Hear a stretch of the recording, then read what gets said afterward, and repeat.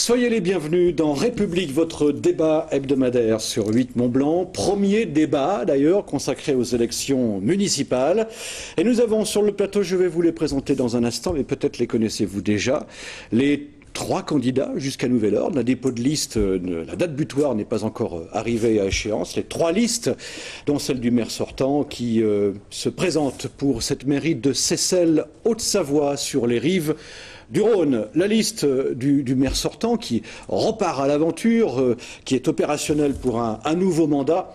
Il s'agit évidemment de Gilles Pillou, maire de Seyssel et tête de liste pour Unis pour Seyssel. Monsieur Pillou, soyez le bienvenu sur ce plateau. Merci de votre invitation. Nous sommes heureux de pouvoir participer à un débat. Avec plaisir. Maurice Sidrac est également avec nous. Dominique Sidrac, pardon, c'est Maurice Mégevant. Je viens vers vous, monsieur Mégevant, dans un instant. Dominique Sidrac, la deuxième liste, également sur Seyssel. On parle de Seyssel solidaire. Vous aurez sûrement l'occasion de nous en parler effectivement tout à l'heure. Probablement. Merci d'être là. Merci à vous. Et Maurice Mégevant, donc j'ai ripé, pardon, Maurice Mégevant. La troisième liste pour Boujon, Seyssel, dès 2014. Monsieur Mégevant, soyez le bienvenu également sur ce plateau. Ok, bonjour. Monsieur le maire, sortant, c'est l'appellation quand on est en campagne électorale, vous avez la sensation aujourd'hui d'avoir réalisé tout ce que vous vouliez réaliser pour Seyssel. J'ai lu dans un article de la presse écrite qui vous était consacré, la motivation pour ce nouveau mandat, c'est poursuivre et achever ce qui a été entrepris. C'est une bonne définition ? Mais écoutez, oui, malheureusement, on ne fait jamais tout ce qu'on voudrait faire au cours d'un mandat, puisque on fait selon nos finances. On a des finances qui sont de plus en plus comprimées. Mais effectivement, on a certains projets qui nous tiennent à cœur de finir, et qui sont des projets structurants pour Seyssel, dans l'intérêt des Seysseliens, et on compte les finir dans les mois qui arrivent. Et ça sera pour le deuxième mandat, j'imagine. Ça fait partie des 6 deuxièmes mandats. Il y a évidemment. Il y a eu pas mal, il y a eu des choses de faites. On aura sûrement l'occasion d'en parler. Vous aurez peut-être un avis divergent sur la question.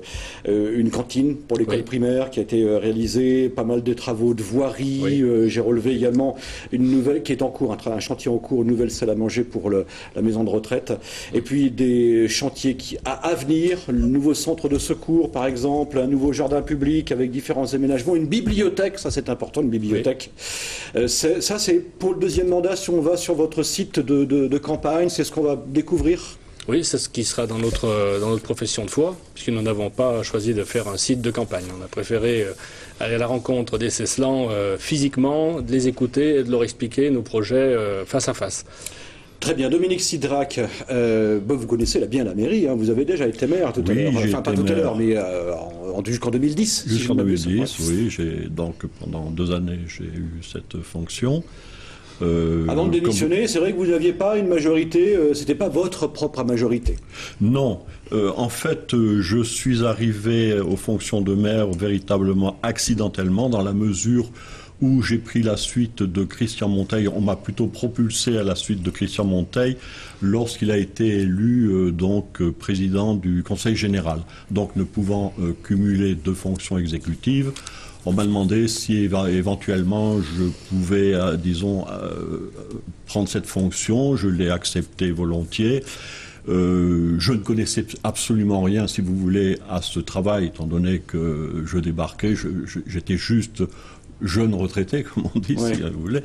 Et donc, j'ai été obligé de travailler énormément pour pouvoir être un petit peu à flot, en quelque sorte, pour pouvoir comprendre les choses. En résumé, on ne va pas rentrer dans les détails, M. Sidrac, mais en résumé, vous vous êtes dit à l'époque, bon, j'ai pas ma majorité à moi, je ne suis pas complètement opérationnel, je vais me poser, réfléchir, non, pas du tout. Et je reviens plus fort que jamais. Non, c'est pas du tout ça, c'est pas du tout ça. En résumé, faites-nous résumer. Alors, pour faire très très court, si vous voulez, j'ai appris pendant 1 année, en quelque sorte. Ensuite, lorsque j'ai commencé à émettre quelques idées, j'ai vu que j'étais véritablement bloqué, j'étais mis en minorité, et à partir de là, je ne pouvais pas continuer, si vous voulez. J'ai préféré me retirer et me réserver, en quelque sorte, pour les élections à venir, donc cette année 2014. Voilà, exactement. Et vous voilà pour faire de Seyssel, pour faire de la solidarité, le moteur de notre action. J'ai pris ça sur votre site, parce qu'en revanche, vous en avez un, à l'inverse de M. Pillou, de faire de Seyssel un pôle pôle d'intérêt touristique à travers l'art, les métiers de l'art, le Rhône, bien entendu, assez omniprésent à Seyssel. Faire de Seyssel aussi une cité verte en favorisant son agriculture et son terroir. Exactement. Un pôle d'intérêt scientifique. Exactement. Et également renforcer la collaboration avec Seyssel de l'autre côté du Rhône, mais dans l'autre département, celui de l'Ain. Seyssel 1. L'ennemi d'en face, en quelque sorte, vous voyez.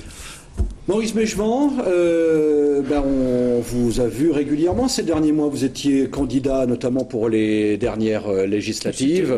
Vous êtes un habitant de Seyssel et vous vous êtes dit, ma foi, pourquoi pas moi? J'ai des idées, notamment redynamiser Seyssel pour faire revenir pour un bassin d'emploi prospère, pour que la Seyssel redevienne, je vais y arriver, un bassin d'emploi prospère, comparable à celui des années 50 et 60. Je l'ai vu également sur votre site de campagne avec la liste Bougeons Seyssel de 2014. L'emploi conditionne tout et doit passer avant le développement des activités de loisirs. Voilà vos motivations, Maurice Méchevant. C'est mon point de vue, oui, bien sûr, puisque quand on a connu Seyssel, je pense que de nous trois, c'est moi qui ai connu Seyssel en pleine activité, dans les années 50-60, comme vous venez de le dire. Et c'est malheureux quand on voit où Seyssel en est aujourd'hui. Donc, si on n'a pas d'emploi sur place, les commerces ne fonctionnent plus, y compris, bien entendu, l'hôtellerie, l'hébergement. Et l'hôtellerie et l'hébergement amènent de la clientèle aux autres commerces, puisque les gens sont là et consomment sur place, soit les vacanciers, soit les gens qui sont là pour travailler, les représentants de commerce. Oui. Donc c'est vraiment le moteur, l'industrie, l'emploi, c'est vraiment le moteur d'un village ou d'une ville. Et vous pensez que M. Pillou n'en a pas assez fait de ce point de vue-là ? Je ne dis pas qu'il n'y en a pas assez fait, mais disons que il n'y a rien de fait. Alors, rien de fait. Non, mais de ce côté-là. De ce côté-là. Hein, de ce côté-là. Au niveau de l'intérêt des entreprises. Alors, quand j'entends qu'il n'y a rien de fait, nos zones artisanales sont complètes. On n'a plus de terrain à vendre pour quelqu'un qui souhaiterait s'installer. La commune. Oui, la commune n'a plus de terrain. D'accord. Oui. La commune, on parle bien de la commune de Seyssel, c'est bien, on se présente aux élections municipales. Oui, mais il y a d'autres terrains que les terrains communaux. D'accord. Bon. Et ce qu'il faut quand même savoir, c'est qu'à l'heure actuelle est en train de se rédiger le SCOT, schéma de cohérence territoriale. Qu'on soit d'accord ou pas avec le SCOT s'imposera aux collectivités à l'avenir. Et à l'intérieur de ce SCOT, il va falloir définir quelle commune s'occupe de quoi. C'est de la cohérence territoriale. On va peut-être enfin arriver à une certaine cohérence. C'est-à-dire que sur les 3 communautés de communes, on fait ce SCOT et il a été défini qu'on n'a pas la capacité sur Seyssel à libérer du foncier pour recevoir des entreprises et qu'il y a d'autres communes qui étaient plus à même de le faire et que Seyssel allait faire jouer sa carte du tourisme.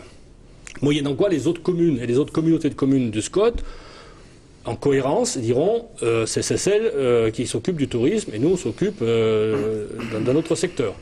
Bon, d'accord. On peut rappeler justement la définition du SCOT pour éviter d'avoir une démultiplication de mêmes organismes, de mêmes structures. Le SCOT, le schéma de cohérence territoriale, permet d'avoir, c'est le but, une vision plus générale du territoire pour une meilleure gestion. Alors après, au détriment ou pas de certaines communes, évidemment. Monsieur Sidrac. Alors, moi j'irais, disons, plus loin que M. Méchevant, dans la mesure où, si vous voulez, si on analyse un petit peu ce qui s'est passé depuis les 5 derniers mandats, n'est-ce pas? Donc, on a, s'il faut regarder 24 ans, à mon avis, c'est 24 ans d'inactivité dans la mesure où, pendant ces 24 ans, qu'est-ce qui a été fait? Il a été fait 5 réalisations. Il a été fait, si vous voulez, une MAPA, il a été fait une école maternelle, il a été fait une cantine derrière Mans, il a été fait un port dont peut-être il vaut mieux ne pas parler, et il a été fait dernièrement un ponton dont peut-être il vaut mieux ne pas parler non plus. Donc c'est pas reluisant à mon avis. 24 ans pour faire tout ça, je pense que c'est beaucoup et qu'il est temps de changer, si vous voulez. Parce que d'autant plus le port pour développer le tourisme, c'est bien. Mais c'est bien à condition qu'il fonctionne, le port. À condition qu'il y ait des bateaux, c'est. À condition qu'il y ait des bateaux. Il y a des bateaux, il y en a 3 de bateaux qui sont amarrés. Tous les anneaux sont loués. Oui, ils sont loués, c'est vrai, je le sais. Mais allez voir à Seyssel, vous verrez 3 bateaux d'amarrés et les 3 bateaux sont là en permanence. Parce que ce port, si vous voulez, vous ne pouvez pas y accéder. Si vous êtes un pilote comme moi de bateau, vous ne pouvez pas y accéder, c'est pas possible. Vous êtes drossé sur les pontons. Donc voilà. voilà, on s'en sert pas du port. Maintenant, si on prend par exemple le ponton... Ce sera intéressant aussi d'avoir votre regard. Maintenant, si vous voulez, aujourd'hui, le port ne veut pas servir dans la mesure où, qu'est-ce qui se passe? Il se passe que, les bateaux de tourisme, etc., qui pourraient venir d'Aix-les-Bains, du lac du Bourget, ce sont les plus nombreux, on est tout à fait d'accord. Eh bien, figurez-vous que pour venir à Seyssel, il faut 3 heures, parce qu'il y a une vitesse qui est limitée à 18 km/h sur le Rhône, et ensuite, vous avez des éclusages. Donc, il faut 3 heures, 3 et 3, 6 heures. Oui, alors, mais c'est pour le tourisme, c'est pour le fun, oui, si vous me c'est pour le permettez. C'est fun, pas pour aller au boulot tous les matins. Non, je suis tout à fait d'accord. Mais quand vous arrivez à Seyssel, qu'est-ce que vous faites à Seyssel? Vous faites rien, il n'y a rien.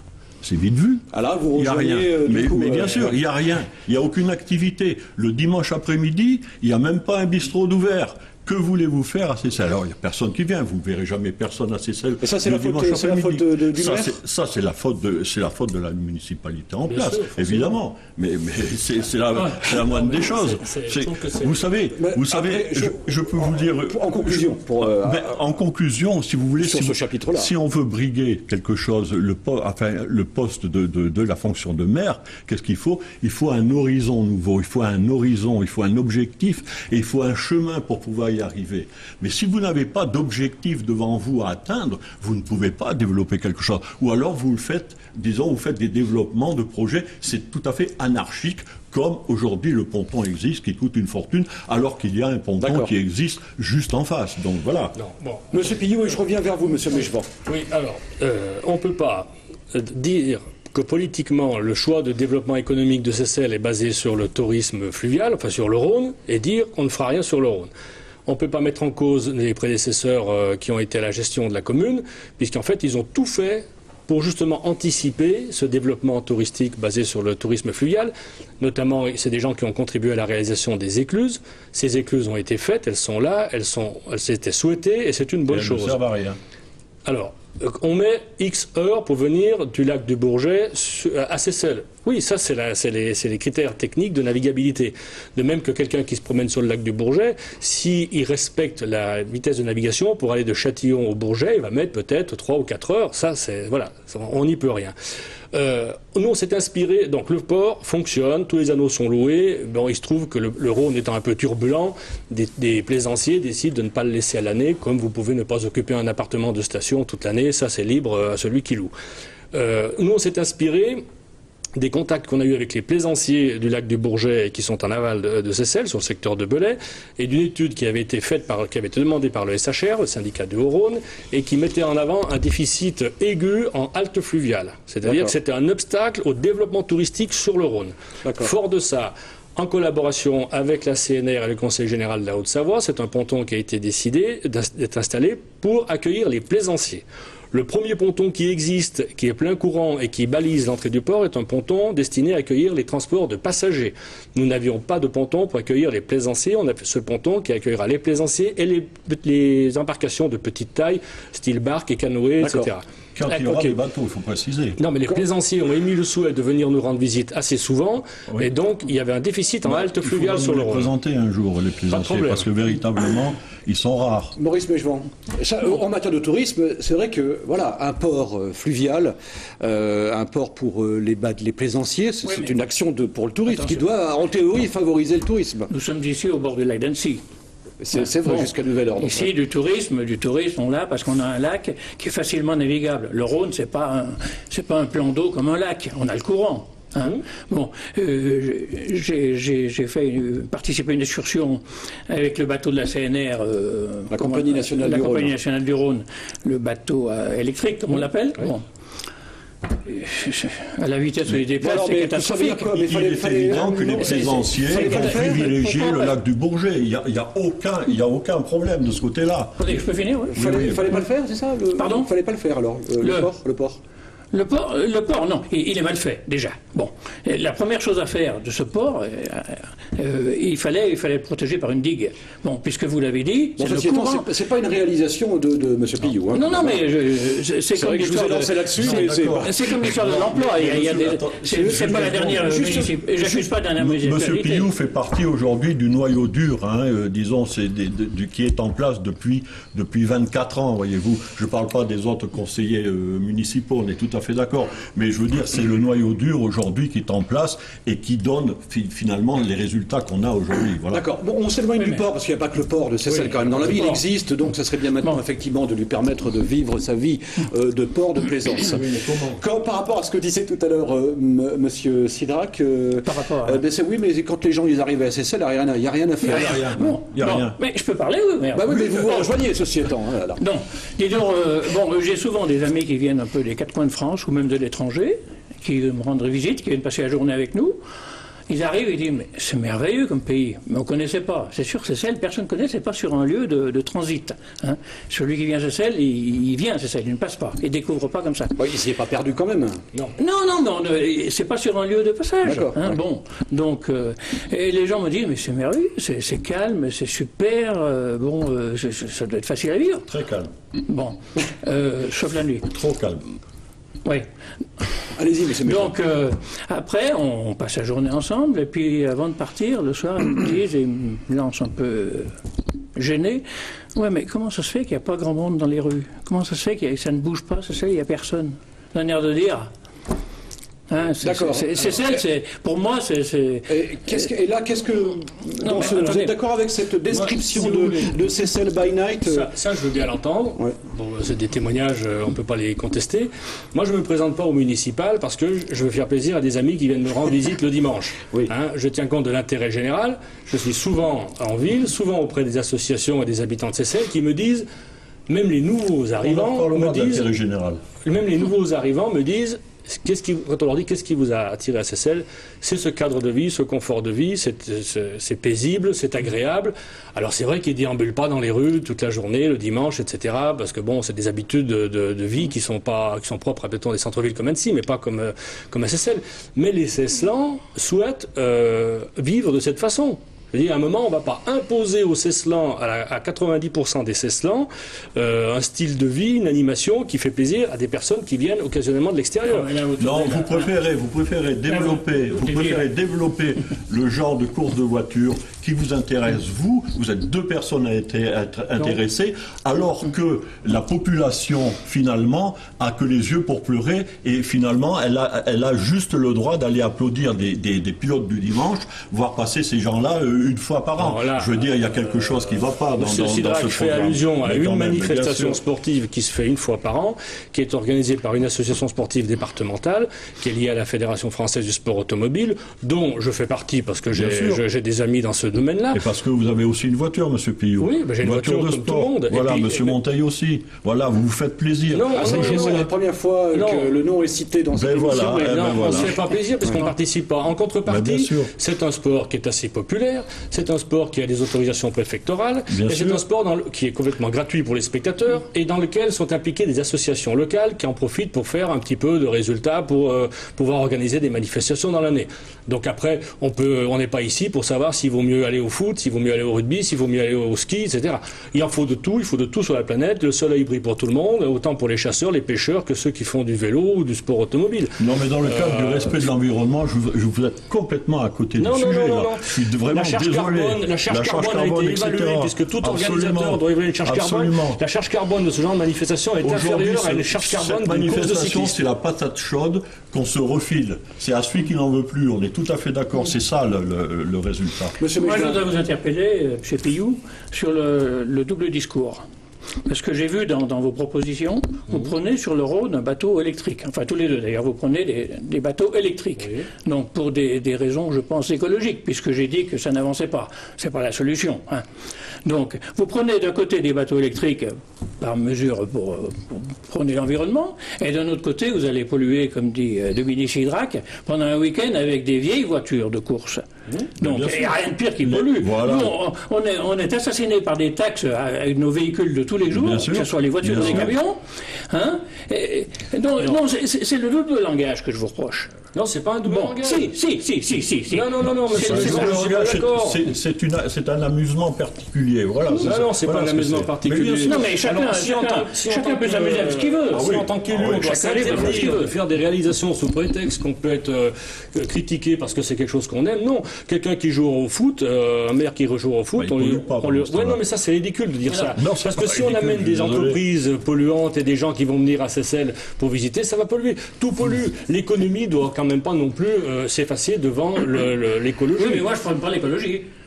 Oui, non, mais moi, bon, je ne suis pas un anti-écologie, mais je dis pas tous les matins en me levant, je suis dans son quotidien, et on l'intègre l'écologie, hein, puisqu'on a fait un gros travail. Dans ce cas-là, non. Au niveau. Ben oui, non, mais attendez.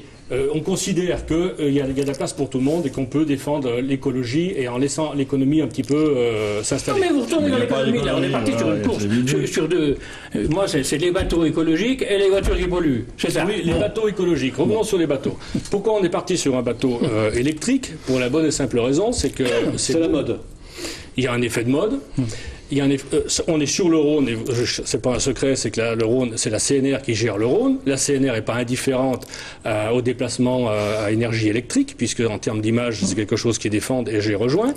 En plus, il se trouve que les bateaux électriques sont plus faciles à stocker l'hiver, sont moins, sont moins lourds et se déplacent très bien sur le Rhône. Moi, j'ai discuté avec les personnes de la CNR qui ont un modèle dans lequel vous avez navigué, qui l'ont essayé à Lyon dans des conditions extrêmes de navigation et qui ont jamais eu de soucis. On va pas faire un débat sur les bateaux électriques. Non, ce que j'aimerais savoir, il y a quelques années, messieurs, si je ne me trompe pas, vous étiez tous les trois sur une même liste. Exactement. Celle de Christian Monteil. Absolument. À partir de quel moment, je vais commencer avec vous, Monsieur Sidrac, quand est-ce que vos routes se sont séparées? Alors, c'est très simple. Elles se sont séparées le jour où j'ai commencé à émerger, le jour où j'ai commencé à comprendre les choses de l'administration, de la mairie. À partir de là, j'ai commencé à émettre quelques idées et j'ai vu que à ce moment-là, évidemment, je n'étais plus maître du tout de la chose. C'était toujours Christian Monteil qui tirait les ficelles. Donc, je ne voulais pas passer pour un pantin. Donc, j'ai préféré... J'avais dit un mouton. Vous avez eu l'impression d'être un mouton. Mais vous ne vouliez pas. Donc, Maurice Mejean, vous savez pourquoi... Alors moi, c'était plus rapide. Au bout de la deuxième réunion de préparation de cette liste, Christian Monteil, justement, nous a demandé ce qu'on pensait faire pour Seyssel. Donc, chacun a défendu un peu son beefsteak, comme on dit. Et moi, j'ai vu que j'étais pas bien. J'avais pas l'unanimité autour de moi. J'avais d'ailleurs déjà proposé le nom de cette liste, Bougeons Seyssel. Et j'avais déclenché les foudres, là. On m'a dit, ça veut dire qu'on n'a rien fait jusqu'à présent. Voilà. Ce qui était vrai, d'ailleurs. Bon. Bah, c'est ça, la démocratie aussi. Bon. C'est souvent celui qui parle le plus fort qui est le plus entendu. Donc, là, le lendemain de cette deuxième réunion, je suis allé voir Christian Monteil, décidément, en mairie, et je lui ai dit, je ne continue pas. Donc, je ne vais pas rentrer dans une liste, dans une élection, être élu, parce que tout le monde a été élu, pour démissionner comme l'a fait M. Sidrac 2 ans après. Bon, donc, disons que j'ai vu un peu plus vite que vous, là. D'accord, merci pour vos réponses, ça éclaire en tous les cas ma lanterne. Je me tourne vers vous, monsieur le maire, monsieur Pillou. Qui est le maire de Seyssel? Alors c'est vous, Christian Monteil? Moi je suis complètement décomplexé vis-à-vis de Christian Monteil. Pour la bonne et simple raison, c'est que je le connais depuis très longtemps. Voilà. J'avais prévu de le rejoindre il y a déjà sur plusieurs mandats et je l'ai rejoint qu'en 2008. Donc qui est le maire de Seyssel? C'est moi, au cas où quelqu'un en doute encore. Et quand j'entends ici, je me demande si à la limite on n'est pas venu faire un procès de Christian Monteil plutôt que de parler de nos programmes. C'est pas moi qui ai le fait en premier. Mais il y en a pour qui c'est le problème. Leur problème, c'est Christian Monteil. C'est pas Seyssel à la limite. Moi, Christian Monteil, j'en atteste puisque j'étais adjoint en 2008. Je suis pas arrivé comme par hasard de nulle part en 2010. Et à aucun moment, Christian Monteil n'a manipulé qui que ce soit, téléguidé le fonctionnement de la mairie. Il était là, il est resté disponible en disant... Vous savez très bien que le vrai maire, c'est Christian Monteil. Il a dit, si vous avez besoin de moi, je vous aiderai, j'ai du travail ailleurs, je vous encombrerai le moins possible. Le président du Conseil général de Haute-Savoie, ça doit quand même pas simplement occuper les journées. Oui, bien sûr. Il est resté premier adjoint un temps pour nous accompagner. Ces mots étaient à l'époque jusqu'au budget, si vous le souhaitez. Et dès que vous en éprouverez le besoin, je redescendrai conseiller municipal et je vous laisserai tranquille. Ce sont ses propos et je ne les invente pas. Christian, ça c'est un chapitre intéressant, voilà, parce que c'est vrai quand on s'intéresse au municipal à Seyssel, pardon, excusez-moi, le nom et prénom de Christian Monteil, ça revient très très souvent. Donc c'était important d'aborder. Il a beaucoup fait pour Seyssel, il faut le reconnaître. Il a énormément fait pour Seyssel. Il a pas fait que en 24 ans, 5 réalisations. C'est énorme. Mais ça c'est un déni de réalité. Alors concernant mes deux collègues qui se présentent contre moi, Monsieur Mejean nous avait rejoint au tout début de la liste et a quitté rapidement la liste parce que Il avait fait comprendre qu'il s'était rendu compte qu'il n'était pas tête de liste et qu'il ne serait pas maire si la liste était passée, donc ça ne lui convenait pas. Non, c'est pas ça. Blessé dans son amour propre. Ne parlez pas pour moi, hein. Attention. Je ne parle pas pour mon sentiment. Concernant Dominique Sidrac est resté à peu près 2 ans maire. Bon, il l'a subi, c'est lui qui le ressent de cette façon. Mais il y a eu des gros dysfonctionnements au niveau du conseil des adjoints et du conseil municipal. Ce qui fait qu'au bout d'un moment, la question qui s'est posée, c'est est-ce qu'on continue dans ce sens-là ou est-ce que M. Sidrac s'en va, puisque c'était devenu ingérable au niveau de la commune. On avait des gros dysfonctionnements qui faisaient que c'était bloquant. Voilà, mais après, il s'est passé ce qui s'est passé, on le sait. Hein. Alors, puisqu'on m'emmène sur ce terrain-là, j'aime autant m'exprimer, puisque tout le monde s'est exprimé. C'est tout simplement, lorsque vous émettez des idées, vous ne pouvez pas les réaliser dans la mesure où ça ne convient pas au président du conseil général. Voilà, en gros, c'est ça. Même M. Pillou, qui était en charge d'un site internet, ne l'a jamais réalisé parce que M. Monteil n'était pas d'accord. Et aujourd'hui, tiens, comme par hasard, je suis propriétaire d'un nom de domaine qui s'appelle Seyssel.fr. La mairie de Seyssel n'a même pas acheté, disons, ce nom de domaine. Ça en dit long quand même sur un petit peu les dispositions de la municipalité. Je n'ai jamais été responsable du site internet. Monsieur Sidrac tenait absolument à ce qu'on ait un site internet. On en avait débattu au conseil municipal et en adjoint. Et nous, on ne trouvait pas l'opportunité vraiment à saisir. Non, toujours pas, du reste, puisqu'il n'y a toujours pas de non, mais site. ça nous regarde. Mais bien sûr, mais dans la communication, c'est quand même important. Nous l'a posé et on lui a dit non, on ne souhaite pas. On ne souhaite pas, bien sûr. M. Monteil s'en est pas occupé. Mais bien sûr que s'il était là, c'est lui qui a dit non à la réunion du conseil municipal. Alors.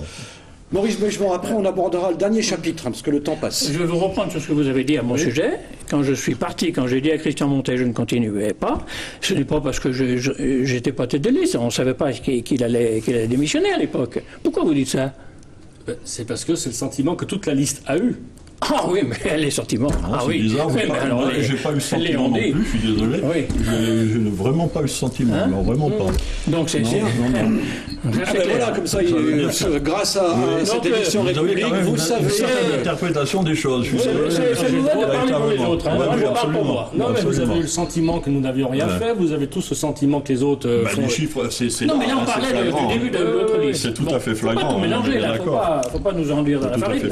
Alors, qu'est-ce qu'il faut faire d'urgence, là, selon vous? Je commence avec vous, monsieur Meigemont. Vous avez un petit temps de retard au niveau du temps de parole. Vous êtes un petit peu... il faut rattraper le coup. Ouais. D'urgence, là, vous êtes à la mairie, c'est une priorité. La priorité des priorités, c'est quoi? La priorité, comme je l'ai dit dans le Dauphiné, c'est paru, tiens, de mon parcours professionnel, je suis resté en lien avec le monde de l'entreprise, et en particulier des grandes entreprises. Pas des entreprises polluantes, je vous reprends sur ce que vous avez dit tout à l'heure. Par le relationnel, on arrive à amener des entreprises à SSL, et des terrains, il y en a. Par contre, il y a une grosse erreur qui a été faite, je ne citerai pas le nom du maire de l'époque, puisqu'on l'a assez cité, et pourtant il m'avait demandé mon avis. À l'époque, on était très amis, il m'avait demandé mon avis. Vous parlez en compte de Christian Monteil, là? Oui, oui, bon. Décidément. Bon. C'est l'obsession. À l'époque, on avait de bons rapports. Bon, on me fait de m'écouter un peu plus, mais bref. Donc, au moment où l'usine Mohar s'est vendue, l'usine Isorel, il avait envisagé de la racheter pour la commune, parce qu'elle s'est vendue une bouchée de pain, cette usine. Et il y a quand même 10 000 m² construits sur 20 000 m² de terrain. Hein. Donc ça, la commune l'aurait racheté, elle aurait reloué à des petites entreprises après, ou aurait revendu en morcelés. Ce qui n'a pas été fait, n'a pas été fait. Qu'est-ce qu'il faudrait faire d'urgence? Moi, je vous dis, c'est ramener des entreprises. Bon, des terrains, on nous dit que des terrains communaux, il n'y en a plus. Si, il y en a encore un petit peu, mais il y a des terrains en friche actuellement. Bon, par la négociation avec les propriétaires, il y a moyen de faire quelque chose. Mais il ne faut pas y aller comme un bulldozer. Il faut y aller en dialoguant avec ces gens-là. Hein, les gens, il ne faut pas leur dire, je te prends ton terrain, je vais mettre une usine. Ouais. Il faut que tout le monde s'y retrouve. Hein, c'est ça le vrai dialogue. Et là, on rejoint effectivement ce que l'on trouve sur votre site internet. L'emploi conditionne tout et doit passer avant le développement des activités de loisirs. Oui, qui amèneront les activités. C'est vrai qu'il y a justement par rapport aux objectifs, vous ne rejetez pas, façon de parler, hein, les activités de loisirs, culturelles. Non. Ça fait partie de... Est-ce que ça fait partie des priorités? C'est une priorité. Figurez-vous que je veux faire véritablement un vrai développement, disons, autour des activités donc aquatiques liées au Rhône et autour de l'art.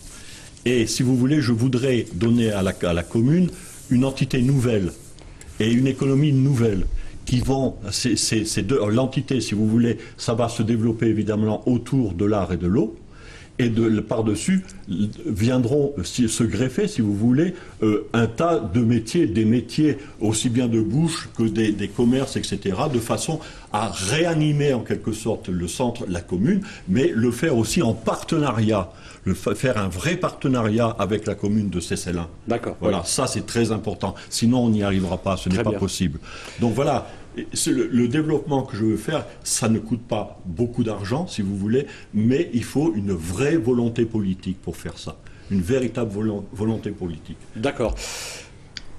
J'imagine que vous ne l'avez pas perdu, votre volonté politique, monsieur Pillou. L'objectif la priorité, pour terminer, parce qu'on arrive au bout, hein, la priorité des priorités pour le maire sortant que vous êtes et qui repart à l'aventure, qui remet son titre en jeu, si vous me permettez cette expression, en plein Sochi. Oui, avec presque l'intégralité du conseil sortant. Donc nous, notre priorité, vous l'avez compris, on a des projets à achever qui sont structurants, qui sont importants, on ne va pas revenir dessus. Notre but, nous, si vous voulez, c'est de faire un Seyssel pour les Seysselans comme les Seysselans l'attendent. Dans les projets structurants, on va donc aboutir à la réalisation de cette bibliothèque. Il faut qu'on relance le projet dit Place de l'Orme, qui consiste à redéfinir complètement le centre de Seyssel, aussi bien au niveau du stationnement, de la circulation. D'accord. Et puis, nous allons continuer à accompagner les écoles, accompagner les associations. Nous allons finir l'extension de la salle à manger de la maison de retraite, qui est un énorme projet. Accompagner la construction du centre de secours, qui est quand même un projet d'avenir. D'accord. Et puis... ça fait du pain sur la planche, voilà, déjà. On fera en fonction des finances, puisqu'il faut gérer au mieux la fiscalité et donc dans l'intérêt général. Très bien, merci messieurs. Alors, il n'y a pas de site internet pour monsieur Pillou. Bon, si vous voulez avoir des renseignements sur le programme de Uni pour Seyssel, vous téléphonez à la mairie et vous demandez le maire, comme ça il vous le dira. En revanche, il y a un site internet. Vous avez 3 sites internet. Nous avons 3 sites internet. Nous avons seyssel.fr. Allez-y. Nous avons seyselsolidaire.fr et nous avons seyssel.info. Très bien. Et Maurice Mégevant pour Bougeons Seyssel de 2014 a également son site internet. Vous tapez tout simplement Maurice Mégevant et vous aurez le site. Vous êtes comme le loup blanc, Maurice. Et je dois signaler quand même... On a fini. C'est fini. Oui, c'est terminé. Au revoir, merci. Vous reviendrez. Merci messieurs. Bonne campagne à Seyssel, dans votre charmante ville de Seyssel, Haute-Savoie, sur les rives du Rhône. Au revoir, à la semaine prochaine pour un nouveau République. Nous parlerons d'Évian-les-Bains la semaine prochaine. Évian-les-Bains.